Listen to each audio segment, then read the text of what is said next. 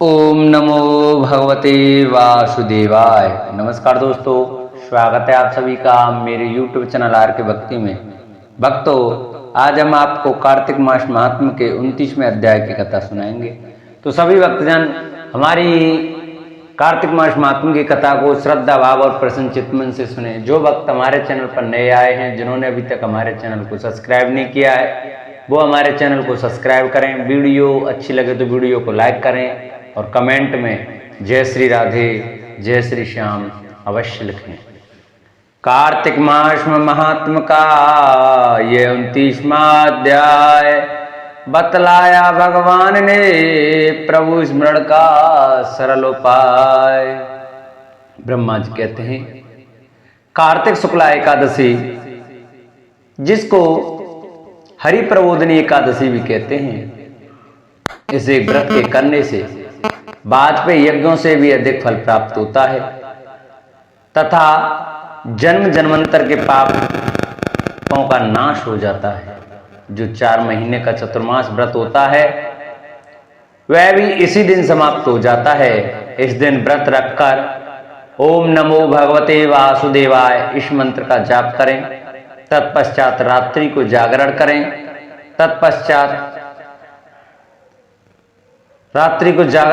तो सब एकादशियों का फल प्राप्त हो जाता है।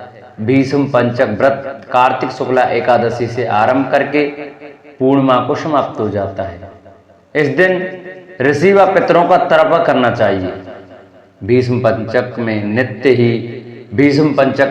ही भीष्म जी का तर्पण करना चाहिए। वसु के अवतार, शांतनु के पुत्र, चंद्रवंश में उत्पन्न व्याघ्रपद गोत्र, संस्कृत प्रवर वाले, संतित रहित गंगा के पुत्र, सत्यवती आजन्म ब्रह्मचारी भीष्म जी का तर्पण करने से संपूर्ण वर्ष के पाप नष्ट हो जाते हैं। भीष्म पंचक व्रत करने वाला पूर्णमासी व एकम को ब्राह्मणों को खीर का भोजन करावे तथा दान दक्षिणा देकर उन्हें संतुष्ट करे। तत्पश्चात आप भी भोजन करें। भगवान श्री कृष्ण ने कहा, पूर्व काल में अवंतीपुरी उज्जैन में धनेश्वर नामक एक ब्राह्मण रहता था। वह रस, चमड़ा और कंबल आदि का व्यापार करता था। वह वैश्यागामी और मदपान आदि बुरे कर्मों में लिप्त रहता था। चूंकि वह रात दिन पाप में रत रहता था, इसलिए वह व्यापार करने नगर नगर घूमता था। एक दिन वह क्रय विक्रय के कार्य से घूमता हुआ महिष्मतिपुरी में जा पहुंचा, जो राजा महिष ने बसाई थी। वहां पाप नाशनी नर्मदा सदैव शोभा पाती हैं।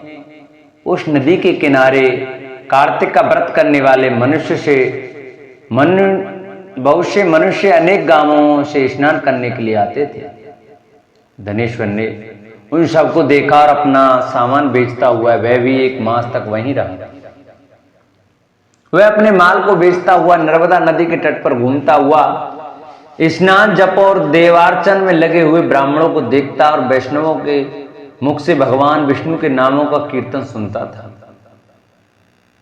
वह वहां रहकर उनको स्पर्श करता रहा, उनसे बातचीत करता रहा। वह कार्तिक के व्रत के उद्यापन विधि तथा जागरण भी देखता रहा।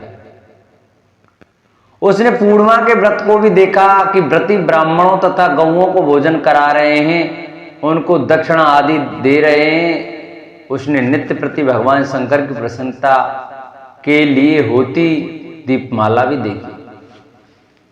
त्रिपुर नामक राक्षस के 3 पुरों को भगवान शिव ने इसी तिथि को जलाया था।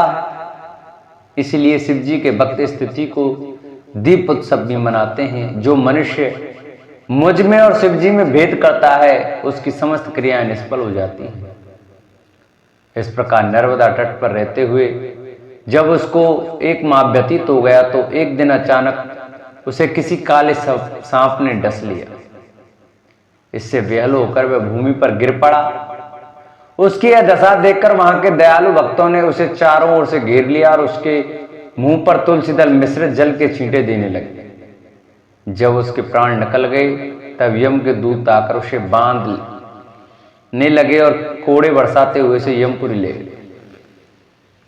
उसे देखकर चित्रगुप्त ने यमराज से कहा, इसने बाल्यावस्था से लेकर आज तक केवल बुरे कार्य ही किए हैं, इसके जीवन में तो पुण्य का लेश मात्र भी दृष्टिगोचर नहीं होता। यदि मैं पूरे 1 वर्ष तक भी आपको सुनाता रहूं तो भी इसके पापों की सूची समाप्त नहीं होगी। यह महापापी है, इसलिए इसको 1 कल्प तक घोर नरक में डालना चाहिए। चित्रगुप्त की बात सुनकर यमराज ने कुपित होकर कालनेमी के समान अपना भयंकर रूप दिखाते हुए अपने अनुचरों को आज्ञा देते हुए कहा, हे प्रेत सेनापतियों, इस दुष्ट को मुकदरों से मारते हुए कुंभीपाक नरक में डाल दो।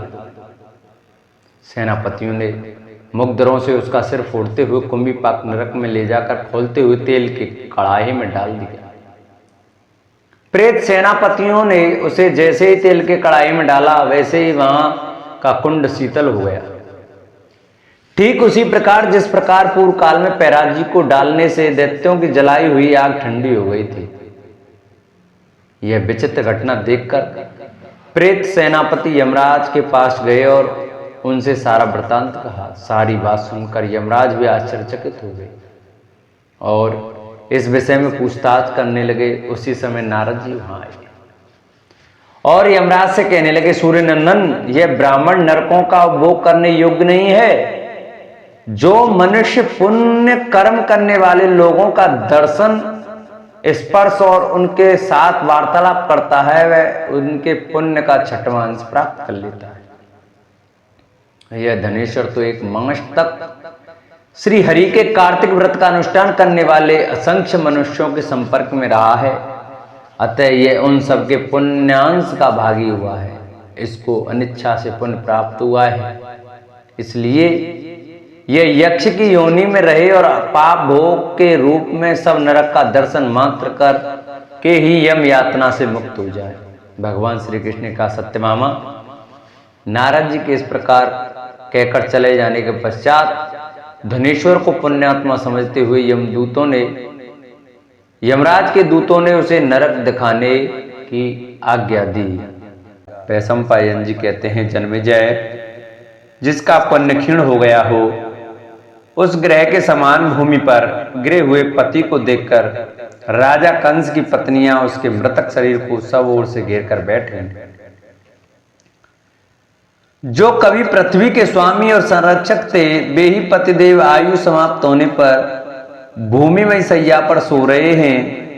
यह देख राजा कंस की रानियां उसके लिए उसी तरह शोक करने लगी जैसे हरिणियां यूथपति हरिण के लिए शोक मग्न हो जाती हैं।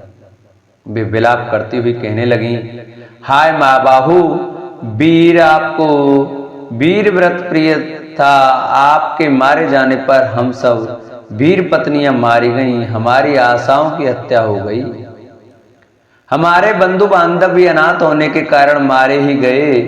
रासरुमणे, आपकी मृत्यु संबंधिनी इस अंतिम अवस्था को देखती हुई हम सब आपकी पत्नियां अपने बांधवों सहित दीनतापूर्ण विलाप कर रही हैं। प्रभो, आप हमारे महाबली प्राणनाथ थे, आपके मारे जाने से हमारी तो जड़ कट गई। हाय, आपने हमें त्याग दिया। हा प्राणधार, हम मन में रति सत्संग की लालसा रखकर भी मानवावस्था में प्रणय कोप से युक्त हो, जब पृथ्वी पर लताओं की भांति लौटकर विपरीत चेष्टा करने लगती, उस समय आप हमें प्रेम पूर्वक मनाकर सैयाओं पर सुलाते थे। अब हमें कौन इस तरह उठाकर सेजों तक ले जाएगा, सौम्य जिससे मनोरम निश्वास वायु निकला करती थी। आपके उस कांतिमान मुख को सूर्य जल रहित तालाब में उगे हुए कमल की भांति अपनी दूसरे किरणों से दग्ध कर रहे हैं। यह युवावस्था आपके योग्य नहीं है। ये आपके कुंडल रहित सूने कान, जिन्हें सदा ही कुंडल धारण करना प्रिय रहा है, इस समय कंठ में विलीन होकर शोभा नहीं पा रहे हैं। वीर संपूर्ण रत्नों से विभूषित आपका यह मुकुट कहाँ है, जो आपके मस्तक पर सूर्य की प्रभा के समान अतिशय शोभा का आदान करता था। प्राणनाथ, आपकी हैरानियां जो अंतःपुर की शोभा बढ़ाती थीं, आपके लोकांतर में चले जाने से अब दीन और अनाथ हो गई हैं। नाथ सुना था कि साध्वी स्त्रियां न तो प्रिय भोगों से कभी वंचित होती हैं और न उनके पति उनका परित्याग ही करते हैं, परंतु आप तो हमें छोड़कर चले जा रहे हैं। हाय, हम कैसे रहेंगी? अहो, काल महान बल से संपन्न है, जो अपनी उलटफेर क्रियाओं द्वारा शत्रुओं के लिए काल के समान आपको भी शीघ्रता पूर्वक यहाँ से लिए जा रहा है। नाथ, आपने हमें सदा सुखों में ही रखकर पाला पोसा और बड़ी क्रिया की है। हम दुख भोगने के योग्य नहीं हैं, किंतु आज आपसे बिछुड़कर विधवा होकर दयनीय दशा को पहुंच गई हैं। अब हम कैसे यहाँ रह सकेंगी? जिनके मन में सदाचार के पालन का लोभ हो, उन साध्वी स्त्रियों के लिए एकमात्र पति ही परम गति है, सबसे बड़ा सहारा है, किंतु महाबली काल ने हमारे उस सहारे को काट डाला। हम वैधव्य से अभिभूत हो गई हैं, हमारा मन शोक से संतप्त हो उठा है। हम विपत्ति के उस गहरे कुंड में डूब गई हैं, जहां केवल रोना ही रोना रह जाता है। अब हम आपके बिना कहाँ जाएंगी? हमारा समय आपके साथ ही बीता है। हमने आपके अंक में ही क्रीड़ाएं की हैं, किंतु एक ही क्षण में हम उस सौभाग्य से वंचित हो गए। सचमुच ही मनुष्यों की गति अनित्य है, क्षणभंगुर है। दूसरों को मान देने वाले महाराज, आपके निधन से हम सब की सब निर्बल हो गई। जान पड़ता है हम सबने एक समान ही पाप किया था, जिससे सबको वैधव्य का चिन्ह धारण करना पड़ा। आपने हम मृत प्रिया रमणियों को स्वर्ग के समान सुख भोग देकर सदा हमारा लालन पालन किया था। हम सभी आपके प्रति कामासक्त रही हैं, फिर आप हमें छोड़कर कहाँ जा रहे हैं? देवोपम प्रभो, आप ही हम अनाथाओं के नाथ हैं। जगन्नाथ, मानव कुररी के विलाप विलाप करने वाली अपनी इन स्त्रियों को कुछ उत्तर देने की कृपा करें। माँ बाप, जबकि आपके सभी बंधु मारे जा रहे हैं और स्त्रियां शोक से पीड़ित हैं, ऐसे अवसर पर आपका परलोक गमन हमें बड़ा दारुण प्रतीत होता है। प्रियतम वीर, निश्चय ही परलोक की सुंदरियां बड़ी ही कमनीय हैं, जिससे आप अपने घर की इन रानियों को छोड़कर उनके पास जाने के लिए प्रस्थित हो गए। अधिक से अधिक सुख सुविधा प्रदान करने वाले महाराज, क्या कारण है जो अपनी इन पत्नियों के रोने और आर्तनाद करने पर भी आप मोहवश इनके दुख को समझ नहीं पाते, अथवा इस मोह निद्रा से जाग नहीं उठते हैं? और पुरुषों की यह परलौकिक यात्रा बड़ी ही निर्दय होती है, क्योंकि वे अपनी पत्नियों को छोड़कर उनकी कोई अपेक्षा न करते हुए चल देते हैं। स्त्रियों का बिना पति के ही रह जाना अच्छा, किंतु उनके लिए सूरवीर पति का होना अच्छा नहीं है, क्योंकि वे सूरवीर स्वर्ग लोक की सुंदरियों को प्रिय होते हैं और वे सुंदरियां भी उन सूरवीरों को प्रिय होती हैं। अहो, जिन्हें युद्ध ही प्रिय था, उन आपको अदृश्य भाव से शीघ्रता पूर्वक ले जाने वाले काल ने हम सबकी अंतरात्माओं पर एक साथ ही प्रहार किया है। वीरवर, आप युद्ध में जरासंध की सेना का विनाश करके यक्षों को भी हराकर इस भूतल पर एक मनुष्य मात्र के हाथ से किस तरह मारे डाले गए। इंद्र के साथ बाणों द्वारा युद्ध करके जो सम्रांगण में अमरों से भी पराजित न हो सके, वे भी आप एक मरणधर्मा मनुष्य के हाथ से कैसे मारे गए? आपने अपने बाणों की वर्षा से पासदारी वरुण को परास्त करके क्षोभ्य महासागर को भी विक्षुब्ध करते हुए उसके रत्न रूपी सर्वस्व का अपहरण कर लिया था।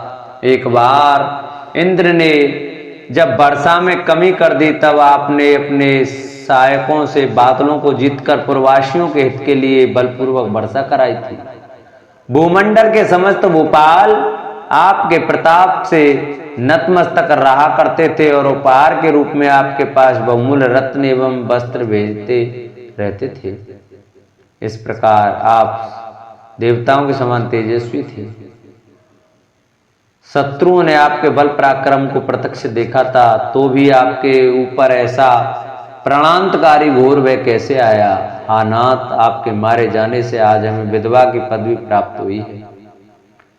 हम सदा प्रमाद से दूर रहते थे, परंतु मतवाले कृतांत ने हमको भी मिट्टी में मिला दिया। नाथ, यदि इस प्रकार आपको जाना ही था अथवा यदि हमें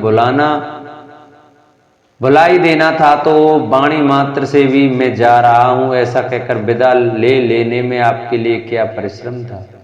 प्राणनाथ, प्रसन्न होइए, हम भयभीत हैं, आपके चरणों में मस्तक रखकर प्रार्थना करती हैं। नरेश्वर, दूर देश में जाने और रहने से कोई लाभ नहीं।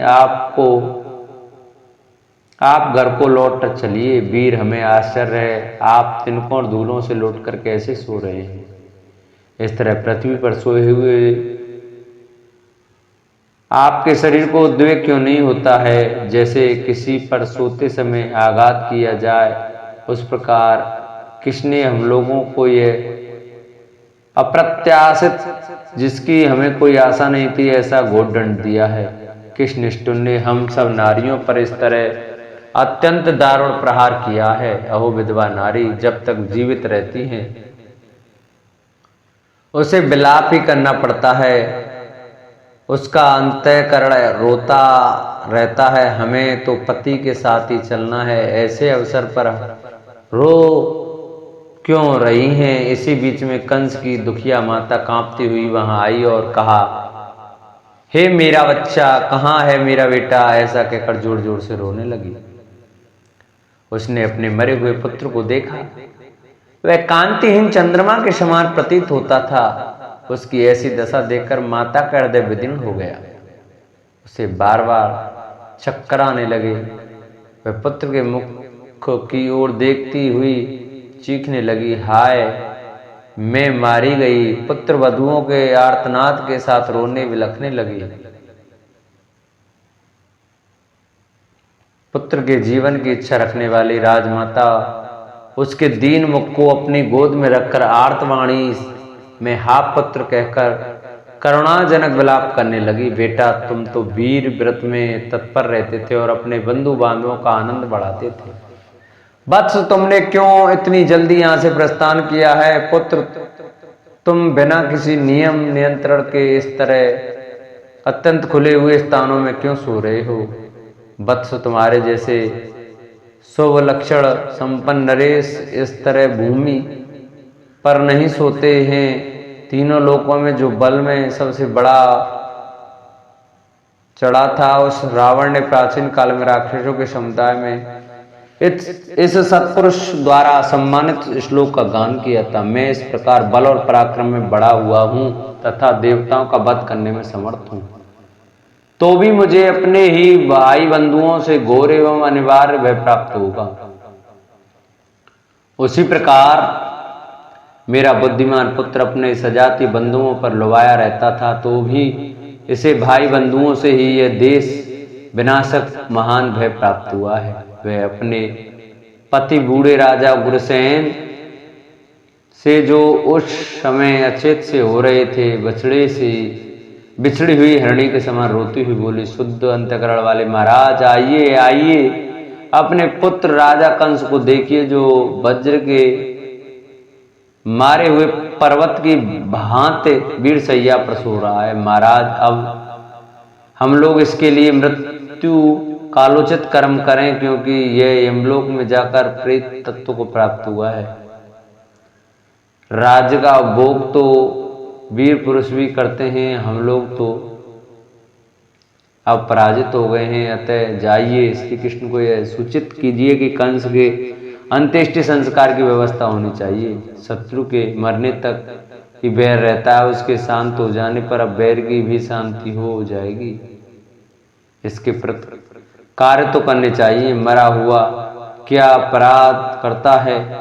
अपने पति भोजराज से ऐसा कहकर दुखिन माता दुखिन राजमाता पुत्र का मुख निहारती हुई अपने केस खींच खींच कर अत्यंत विलाप करने लगी। राजन, ये सुख में पली हुई तुम्हारी रानियां अब क्या करेंगी? तुम्हारे जैसे श्रेष्ठ पति को पाकर भी इन बेचारी बहुओं का सारा मनोरथ नष्ट हो गया। ये तुम्हारे बूढ़े पिता अब श्री कृष्ण के अधीन हो गए। सूखते हुए पोखर के जल की भांति अब मैं इन्हें परतंत्र दशा में कैसे देख सकूंगी?